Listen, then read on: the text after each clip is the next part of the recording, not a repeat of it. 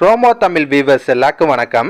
இப்போ பாண்டியன் ஸ்டோர் சீரியல்ல இன்னைக்கு என்ன நடந்துச்சுன்னா, கல்யாணம்லாம் முடிஞ்ச பின்னாடி சின்னதாக ஒரு ரிசப்ஷன் வச்சிருக்காங்க. அதில் சொந்தக்காரங்க தெரிஞ்சவங்களாம் வந்து பொண்ணு மாப்பிள்ளையை வாழ்த்தி கிஃப்ட் எல்லாம் கொடுத்துட்டு இருப்பாங்க. அப்போ ஒரு அம்மா வந்து ராஜியை பற்றி தப்பாக பேசுகிறாங்க.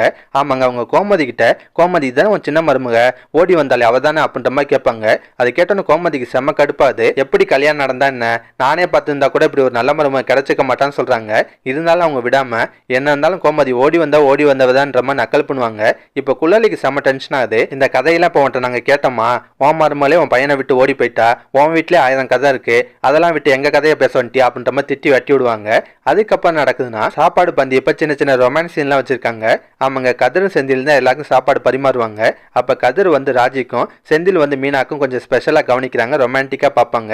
அதெல்லாம் பார்த்த குழலிக்கு டென்ஷன் ஆகுது. அவங்க தம்பிங்க 2 பேரும் மிரட்டுவாங்க. அந்த சீன்லாம் பார்க்க நல்லா காமெடியாகவே இருந்துச்சுங்க. இதுக்கப்புறம் தாங்க ஒரு முக்கியமான சீனு. கதிர், செந்தில், பழனி 3 பேர் என்ன பண்றாங்க, பாண்டியனுக்காக ஒரு புது செருப்பு வாங்கிட்டு வராங்க. பழனி தான் அதை பாண்டியன்ட்ட கொடுப்பாரு.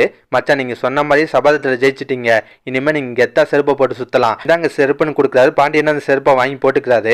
எல்லாரும் ஜெயிச்சிட்டோன்ற சந்தோஷத்துல கை தட்டுவாங்க. அதெல்லாம் பார்த்த தங்கமேல் குடும்பத்துக்கு ஒன்றும் புரியல. என்ன விஷயம்னு விசாரிக்கிறாங்க. அப்ப குழலி பாண்டியன் போட்ட சபதத்தை பத்தி சொல்றாங்க. என் தம்பி கல்யாணம் நடக்கிற வரையும் என் அப்பா செருப்பு போட மாட்டேன்னு சபதம் எடுத்திருந்தாருன்னு சொல்றாங்க. அதை கேட்டோன்னு பாக்கியம் ஒரு வில்லங்கமான கேள்வி கேட்பாங்க. எதுக்கு இப்படி சபதம்லாம் போட்டீங்க, அது இல்லாமல் அவசரமாக கல்யாணம் பண்ண வேண்டிய அவசியம் என்ன, மாப்பிள்ளைக்கு எதுவும் குறையதா இருக்கான்னு கேட்குறாங்க. அதை கேட்டோன்னு எல்லாருக்கும் ஷாக் ஆகுது. ஒரு மாதிரி சங்கட்டமாக ஃபீல் பண்ணுவாங்க.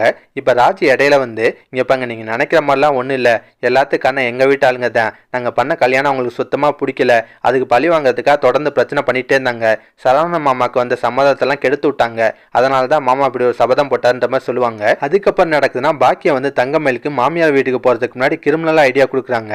ஆமாங்க, பாக்கியம் சொல்கிறாங்க, இங்கே இப்போ தங்கமேல உனக்கு ஒரு நல்ல வாழ்க்கை கிடச்சிருக்கு, அதை கரெக்டாக பயன்படுத்திக்கோ, அந்த வீட்டுக்கு போனோன்னு எப்படியாவது உன் மாமனார் மாமியார் உன் புருஷன் எல்லாத்தையும் கைக்குள்ளே போட்டுக்கோ, அந்த வீட்டில் எது நடந்தாலும் உன் விருப்பப்படி தான் நடக்கணும், அந்த வீட்டோட ஃபுல் கண்ட்ரோலும் ஓன்ட்ட வரணும், அந்த மாதிரி நீ நடந்துக்கணும் அப்படின்ற மாதிரிலாம் ஐடியா கொடுக்குறாங்க. அப்போ தங்கமேல் வந்து அதெல்லாம் விடுமா, இந்த நகை பிரச்சனைக்கு என்னம்மா பண்ணுறது, எனக்கு மாட்டிப்போமோன்னு ரொம்ப பயமா இருக்குன்னு சொல்கிறாங்க. அதுக்கு பாக்கியம் வந்து அதெல்லாம் ஒன்றும் ஆகாது, இன்னைக்கு ஒரு நாள் மட்டும் இந்த நகையெல்லாம் போட்டுப்போ, நாளைக்கு எப்படியா இருந்தால் மறு வீட்டுக்கு வருவீங்கல்ல, அப்போ நான் மாப்பிள்ளைகிட்ட நைஸாக பேசி இந்த நகையெல்லாம் லாக்கரில் வைக்கணும்னு வாங்கிக்கிறேன், அதுக்கப்புறம் எந்த பிரச்சனையும் வராதுன்னு சொல்கிறாங்க. கடைசியாக நடக்குதுன்னா, தங்கமேல வீட்டுக்கு கூட்டு போகிறதுக்காக மொத்த பாண்டியன் குடும்பம் வெயிட் பண்ணுவாங்க. ஆனால் தங்கமேல் குடும்பம் பொண்ணை பிரிய போகிற சோகத்தில் அழுதுட்டு இருக்காங்க. கொஞ்சம் ஓவராக தான் அழுகுறாங்க. அதை பார்த்த பழனிலாம், நம்ம என்ன பொண்ணை கடத்திட்டா போகிறோம், இந்த மாதிரி அழுகுறாங்கன்னு சொல்கிறாரு. கோமதிக்கு ஒரு கட்டத்தில் கடுப்பாகுது. இவங்க இன்னைக்குள்ளே அழுது முடிக்க மாட்டாங்கன்னு நினச்சிட்டு ராஜி மீனாவை போய் வீட்டில் எல்லா ஏற்பாடும் பண்ண சொல்கிறாங்க. நாங்கள் பின்னாடியே தங்கமேல கூட்டிகிட்டு வரோம்னு சொல்கிறாங்க. கதிர் தான் ராஜி மீனாவும் கூட்டிகிட்டு போவார். அப்போ காரில் வச்சு கதிருக்கு ராஜிக்கும் சின்னதாக லவ் சீன்லாம் வச்சுருக்காங்க. அதோட தான் இன்னைக்கு சீரியலில் முடிச்சிருந்தாங்க. இதுக்கப்புறம் என்ன நடக்கும்னா, சரவணனுக்கும் தங்கமேலுக்கும் ஃபர்ஸ்ட் நைட் ஏற்பாடு பண்ணுறதுன்னு சொல்லிட்டு அதை சுற்றியே சின்ன சின்ன காமெடி சீன், ரொமான்ஸ் சீன்லாம் வரப்போகுது. இதிலே ஒரு 2-3 எபிசோடு முடிஞ்சு போவோம். கடைசியாக நடக்கும்னா, சரவணனும் தங்கமேலும் பாக்கிய வீட்டுக்கு மறு வீட்டுக்கு வராங்க. அப்போ பாக்கியம் வந்து சரவணன்ட்ட நைஸாக பேச்சு கொடுக்குறாங்க. மாப்பிள்ளை, அந்த நகை எல்லாத்தையுமே நாங்கள் லாக்கரில் பத்திரமா வைக்க போகிறோம்னு சொல்லிட்டு அந்த நகை எல்லாத்தையுமே திரும்ப வாங்கிக்கிறாங்க. சரவணன் அதுக்கு சம்மதிப்பார். இதுக்கப்புறம் என்ன நடக்க வாய்ப்பு இருக்குன்னா, சரவணன் தங்கமேலும் திரும்ப வீட்டுக்கு வரும்போது பாக்கியம் எல்லா நகையும் திரும்ப வாங்கிட்டாங்கன்ற விஷயம் எல்லாருக்கும் தெரிய வரும். எல்லாருக்கும் அது ஷாக்காக தான் இருக்கும். ஒருவேளை குழலில் இருந்தாங்கன்னா அது பெரிய பிரச்சனையாக இருங்க. அவங்க தங்கமேல்கிட்ட கோவப்படுவாங்க. என்ன தங்கமேல, எல்லா நகையும் உங்கள் அம்மா வீட்டில் கழட்டி கொடுத்துட்டு வந்திருக்க, ஏன்னா உங்கள் அம்மா வீட்டில் வந்து நகை போகிற மாதிரி போட்டு திரும்ப வாங்கிட்டாங்களா, நீ என்ன பண்ணுவியோ எது பண்ணியோ தெரியாது, திரும்ப போய் எல்லா நகையும் வாங்கிட்டு வா அப்படின்ற மாதிரி பிரச்சனை பண்ணுவாங்க.